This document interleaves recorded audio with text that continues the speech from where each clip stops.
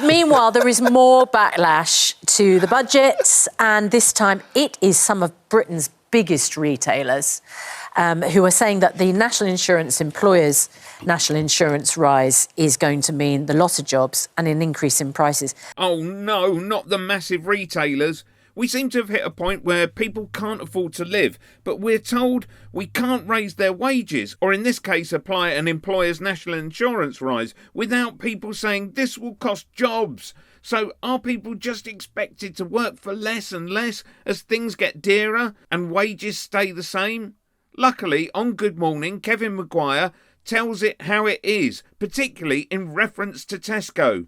But listen to Daily Mail hack Andrew Pearce try to counter Maguire with the same tired tripe about wealth creators. And the list of these companies is quite extraordinary. So it's Tesco, Marks and Spencer's, Sainsbury's, Asda, and next... They raised the national insurance rate from 13.8% to 15%, but they lowered the threshold at which it's paid from 9,500 to 5,000. That's really hitting retailers. And some of them, smaller ones in particular, are on tight margins. These are not smaller retailers. Because it's special but they can absorb it, Kevin. They've got big profits. This will cost customers more money. They can't avoid national insurance and VAT. It's one of those taxes. It's very hard for them to get out. They can wriggle around on corporation tax and so on. You know what your costs are. That's right. But I know Tesco.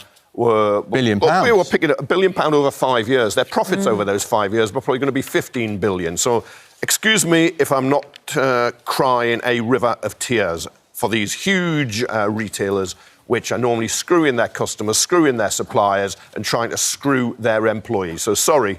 I'm not. There's Labour for you. There are people I have sympathy for. That sounds like quite an anti-business message. Wealth generators, I'm not having business creators, as usual. We've got to change the way business is. Wealth generators, job creators, fair game for Maguire's I thought this Labour Labour government Party. was all about promoting growth. I'm not the Labour government, and they have a lot of proposals, as you know, to increase wealth. They're going to strangle growth. They inherited very poor public services and a deficit.